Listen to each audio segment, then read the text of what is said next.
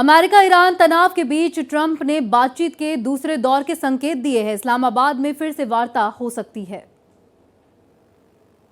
अमेरिकी राष्ट्रपति Donald Trump ने ईरान के साथ दूसरे दौर की बातचीत के संकेत दिए हैं। ये बयान ऐसे समय में आया है जब हॉर्मुज स्ट्रेट में अमेरिकी नौसेना ने नाकेबंदी कर रखी है। ट्रंप ने न्यूयॉर्क पोस्ट से बात करते हुए कहा कि अमेरिका और ईरान के अधिकारी अगले 2 दिनों में इस्लामाबाद में फिर मिल सकते हैं। उन्होंने होटल सरेना का जिक्र करते हुए कहा कि यही 11 अप्रैल को पहली बैठक हुई थी और अब फिर वही बातचीत हो सकती है। ट्रंप ने पाकिस्तान सेना प्रमुख आसिम मुनीर की भी तारीफ की। जेडी वेंस ने ईरान को लेकर सख्त रुख अपनाते हुए कहा है कि उसे परमाणु हथियार हासिल करने की अनुमति नहीं दी जा सकती। उन्होंने ईरान पर आर्थिक आतंकवाद फैलाने का आरोप लगाया और चेतावनी दी है कि परमाणु हथियार स्थिति को और खतरनाक बना देगा। अमेरिका और ईरान के बीच बढ़ते तनाव के बीच अमेरिकी उपराष्ट्रपति जेडी वेंस ने ईरान को लेकर कड़ा रुख दोहराया है। वेंस ने कहा कि ईरान दुनिया भर में आर्थिक आतंकवाद फैलाने की क्षमता रखता है। ऐसे में उसे परमाणु हथियार हासिल करने की इजाजत नहीं दी जा सकती। वेंस ने साफ तौर पर कहा कि वह राष्ट्रपति डोनाल्ड ट्रंप के उस रुख से पूरी तरह सहमत है जिसमें कहा गया है कि ईरान के पास कभी भी परमाणु हथियार नहीं होना चाहिए।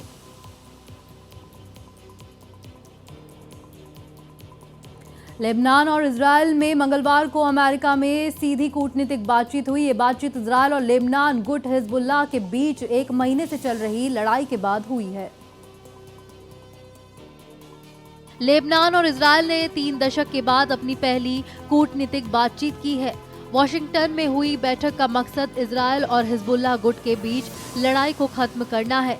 इजरायल और लेबनान के बीच अमेरिकी विदेश मंत्री मार्को रूबियो ने मध्यस्थता की। ये बातचीत ऐसे समय में हुई है जब ईरान और अमेरिका के बीच इस्लामाबाद वार्ता फेल होने के बाद दूसरे दौर की बातचीत की तैयारी की जा रही है। इससे पूर्व क्षेत्र में शांति आने की उम्मीद जगी है।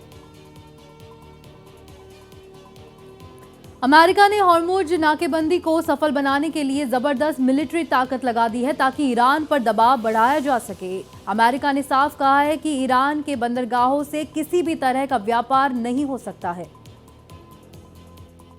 अमेरिका ने ईरान के सभी बंदरगाहों की नाकेबंदी लागू करने के लिए 10,000 से अधिक अमेरिकी नेवी के जवान, मरीन और एयरमैन को उतारा है। इसके अलावा इस नाकेबंदी को अंजाम देने के लिए 1 दर्जन युद्धपोत, समंदर में 1 दर्जन एयरक्राफ्ट आसमान में तैनात है। अमेरिका का कहना है कि पिछले 24 घंटों के दौरान कोई भी जहाज अमेरिकी नाकेबंदी को पार नहीं कर पाया। कहा गया है कि ये नाकेबंदी सभी देशों के जहाजों पर समान रूप से लागू है। अमेरिका और ईरान की शांति वार्ता फेल होने के बाद अमेरिकी राष्ट्रपति ट्रंप ने पीएम मोदी को कॉल किया। दोनों के बीच करीब 40 मिनट तक बात हुई। इस दौरान पश्चिम एशिया के हालात और हॉर्मुज खोलने पर डिस्कशन चला। प्रधानमंत्री नरेंद्र मोदी और अमेरिकी राष्ट्रपति डोनाल्ड ट्रंप के बीच लंबी फोन वार्ता हुई। रिपोर्ट के अनुसार पीएम मोदी ने ट्रंप से 40 मिनट तक फोन पर बात की। पीएम मोदी और ट्रंप के बीच ईरान सीजफायर के बाद ये पहली बातचीत है। प्रधानमंत्री नरेंद्र मोदी और राष्ट्रपति डोनाल्ड ट्रंप के बीच ये बातचीत तब हुई है जब ट्रंप ने स्ट्रेट ऑफ हॉर्मुज को पूरी तरह से ब्लॉक करने का ऐलान किया है। प्रधानमंत्री नरेंद्र मोदी ने इस बातचीत की जानकारी देते हुए कहा कि इस बातचीत के दौरान द्विपक्षीय सहयोग में हुई महत्वपूर्ण प्रगति की समीक्षा की गई। पश्चिम बंगाल और तमिलनाडु में चुनाव प्रचार में तेजी देखने को मिल रही है। पीएम मोदी आज तमिलनाडु के रण में हुंकार भरने के लिए पहुंचेंगे। 2 राज्य और 1 केंद्र शासित प्रदेश में मतदान के बाद बाकी 2 राज्यों में चुनाव प्रचार तेज होने लगा है। तमिलनाडु के रण में आज प्रधानमंत्री नरेंद्र मोदी हुंकार भरने के लिए पहुंचेंगे। आज वो नागरकोइल के एक मेगा रोड शो में शामिल होंगे। याद रहे कि राज्य में एआईएडीएमके के साथ मिलकर चुनाव लड़ रही है बीजेपी, जहां इस गठबंधन में राज्य की कई पार्टियां शामिल हैं। दूसरी तरफ कांग्रेस और डीएमके के नेतृत्व में इंडिया ब्लॉक की तमाम पार्टियां दूसरी बार राज्य में जीत का दावा कर रही हैं। असम, केरल और पुडुचेरी में हुए मतदान के बाद सबकी निगाहें बाकी बचे 2 राज्यों में होने वाले चुनाव पर है। पश्चिम बंगाल में चुनाव की तारीख करीब आते ही प्रचार की सरगर्मी बढ़ने लगी है। केंद्रीय गृह मंत्री अमित शाह और राजनाथ सिंह आज कई रैलियों को संबोधित करेंगे। केंद्रीय गृह मंत्री अमित शाह का पश्चिम बंगाल का दौरा जारी है। इस दौरान आज वो दार्जिलिंग, जलपाईगुड़ी, अलीपुरद्वार और कूच बिहार में रैली करेंगे। असम चुनाव के बाद गृह मंत्री अमित शाह बंगाल में बीजेपी की कमान संभाल रहे हैं। वहीं केंद्रीय रक्षा मंत्री राजनाथ सिंह भी आज बंगाल के दौरे पर रहेंगे, जहां वो 2 जनसभाओं को संबोधित करने वाले हैं।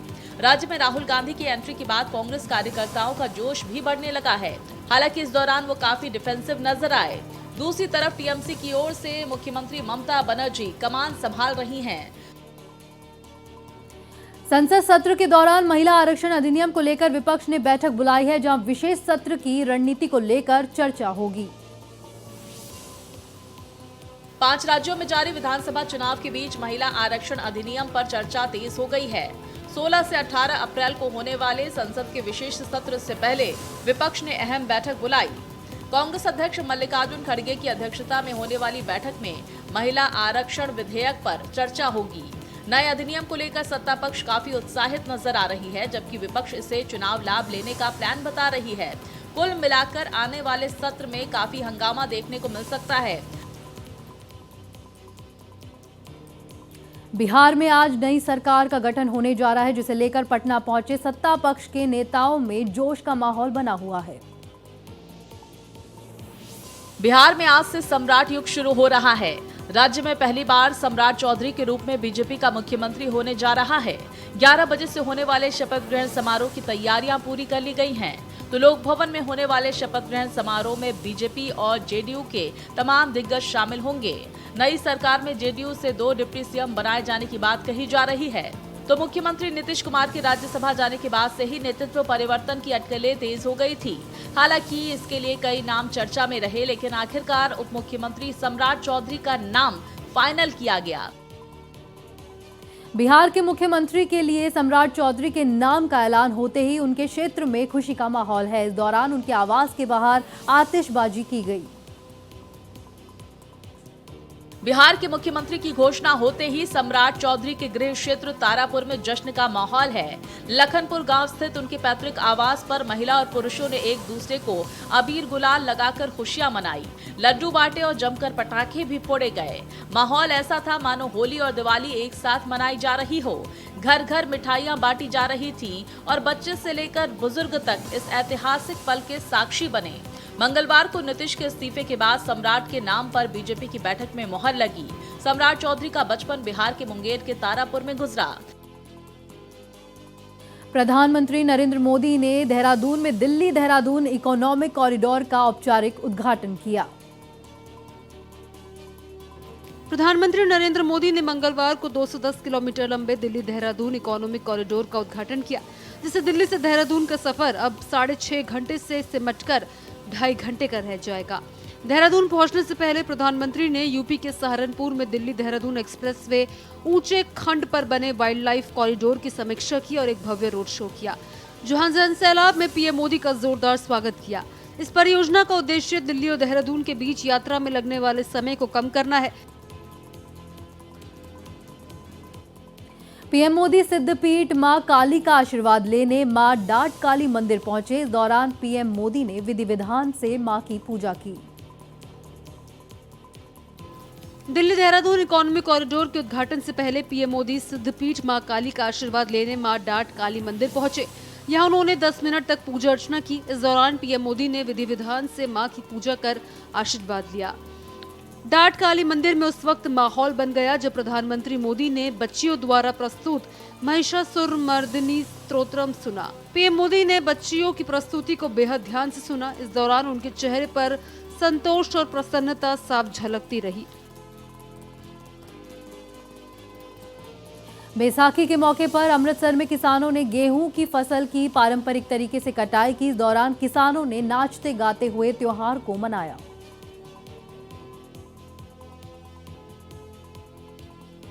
अमृतसर और पूरे पंजाब में किसानों ने पारंपरिक गेहूं कटाई के साथ बैसाखी का त्योहार बेहद उत्साह और खुशी के साथ मनाया। अमृतसर में किसानों ने खेतों में लहलहाती सुनहरी गेहूं की फसल की पारंपरिक तरीके से कटाई शुरू की। कटाई के दौरान किसानों ने भांगड़ा और गिद्दा किया, जो उनके समृद्ध और मेहनत के फल मिलने की खुशी को दर्शाता है। इस खास मौके पर अमृतसर के स्वर्ण मंदिर में सुबह से ही भक्तों की भीड़ रही, जहां विशेष कीर्तन और अरदास का आयोजन किया गया। बता दें कि ये पर्व 1699 में गुरु गोबिंद सिंह द्वारा खालसा पंथ की स्थापना की याद में भी मनाया जाता है। जम्मू के तवी रिवर फ्रंट पर बनी नई आर्टिफिशियल झील में 2 दिवसीय बोटिंग फेस्टिवल का आयोजन किया गया, जिसका मकसद जम्मू में पर्यटन को बढ़ावा देना है। जम्मू में पर्यटन को बढ़ावा देने के लिए एक बड़ी पहल की गई है। यहाँ तवी रिवर फ्रंट पर बनी आर्टिफिशियल झील में 2 दिवसीय बोटिंग फेस्टिवल की शुरुआत हुई है। ऐसे में देश के अलग अलग इलाकों से आए लोगों और पर्यटकों ने बोटिंग का आनंद लिया। जम्मू के लोगों की हमेशा ये शिकायत रही है कि कश्मीर के पर्यटन को ज्यादा बढ़ावा दिया जाता है और जम्मू को नजरअंदाज किया जाता है, लेकिन अब इस तरह के फेस्टिवल और नई बनी आर्टिफिशियल झील जम्मू के पर्यटन को नई दिशा देगी। इससे न केवल पर्यटन को बढ़ावा मिलेगा, बल्कि जम्मू की अर्थव्यवस्था को भी मजबूती मिलेगी। जम्मू में फायर सर्विस वीक की शुरुआत की गई। इस दौरान दमकल विभाग के अधिकारियों ने शहीद जवानों को श्रद्धांजलि दी। जम्मू के डिविजनल फायर ऑफिस में मंगलवार को फायर सर्विस वीक की शुरुआत की गई। इस दौरान दमकल विभाग के अधिकारियों ने शहीद जवानों को श्रद्धांजलि अर्पित की। इस मौके पर डिप्टी डायरेक्टर हिमांशु गंडोत्रा ने बताया कि इस पूरे हफ्ते के दौरान विभिन्न स्थानों पर जाकर दमकल विभाग के कर्मचारी लोगों को आग से बचाव और उससे निपटने के तरीकों के बारे में जागरूक करेंगे। वहीं इस अवसर पर divisional fire officer Mohammad Zafar ने भी जानकारी दी है कि अब विभाग के पास नई तकनीक के उपकरण उपलब्ध हैं, जिससे जवानों को रेस्क्यू ऑपरेशन में काफी आसानी हो रही है। आजमगढ़ में हाफ एनकाउंटर पर बीजेपी एमएलसी देवेंद्र प्रताप सिंह ने पुलिस पर गंभीर आरोप लगाया है। देवेंद्र प्रताप सिंह ने मुख्यमंत्री से उच्च स्तरीय जांच की मांग की है। उत्तर प्रदेश के आजमगढ़ में भारतीय जनता पार्टी के बूथ अध्यक्ष के हाफ एनकाउंटर और उसे जेल में डाले जाने की घटना पर प्रदेश की सियासत गर्मा गई है। बीजेपी के विधान परिषद सदस्य देवेंद्र प्रताप सिंह ने ही इस घटना पर पुलिस के रवैये पर सवाल उठाए हैं। उन्होंने इस मामले में सीएम योगी आदित्यनाथ को चिट्ठी लिखकर कड़ी कार्रवाई की मांग की है। बीजेपी एमएलसी देवेंद्र प्रताप सिंह ने आरोप लगाया कि पहले बीजेपी के बूथ अध्यक्ष को घर से उठाया गया और फिर कुछ समय तक इधर उधर तक घुमाया और फिर आंखों पर पट्टी बांधकर पैर में गोली मार। राजस्थान के भिवाड़ी में कर्मचारियों ने वेतन बढ़ोतरी की मांग को लेकर जमकर प्रदर्शन किया। ये रिपोर्ट देखिए। राजस्थान के भिवाड़ी के पथरेड़ी औद्योगिक क्षेत्र में Motherson India private limited company के गेट पर सैकड़ों कर्मचारियों ने हड़ताल की। इस दौरान करीब 1000 से 2000 की संख्या में महिला और पुरुष कर्मचारी कंपनी गेट के सामने इकट्ठा हुए। कर्मचारियों ने नारेबाजी करते हुए वेतन में बढ़ोतरी, काम के घंटों में सुधार और कंपनी के उच्च अधिकारियों के अभद्र व्यवहार को रोकने की मांग की। कर्मचारियों का आरोप है कि उन्हें कंपनी से निकालने की धमकियां देकर प्रताड़ित किया जाता है। कंपनी प्रबंधन की सूचना पर पुलिस ने मौके पर पहुंचकर श्रमिकों से समझाइश का प्रयास किया। दिल्ली पुलिस को बड़ी कामयाबी मिली है। पुलिस ने 85 मामलों में शामिल फरार बदमाश अर्जुन उर्फ छंगा को गिरफ्तार किया है। दिल्ली पुलिस ने 85 मामलों में शामिल शातिर बदमाश अर्जुन उर्फ छंगा को गिरफ्तार किया। दिल्ली पुलिस की ख्याला थाना की रघुबीर नगर चौकी की टीम ने इस फरार चल रहे बदमाश को दबोचा है। दरअसल सीक्रेट इनपुट के आधार पर पुलिस ने जाल बिछाया था, जिसके बाद बदमाश को पकड़ लिया गया। हैरानी की बात यह है कि आरोपी पहले से ही 85 आपराधिक मामलों में शामिल रह चुका है। पुलिस ने बताया कि वो पेशे से रिक्शा चालक है, लेकिन लंबे समय से आपराधिक गतिविधियों में लिप्त था। पुलिस के लिए आरोपी अर्जुन उर्फ छंगा सिरदर्द बन चुका था। हालांकि अब वो पुलिस की गिरफ्त में है।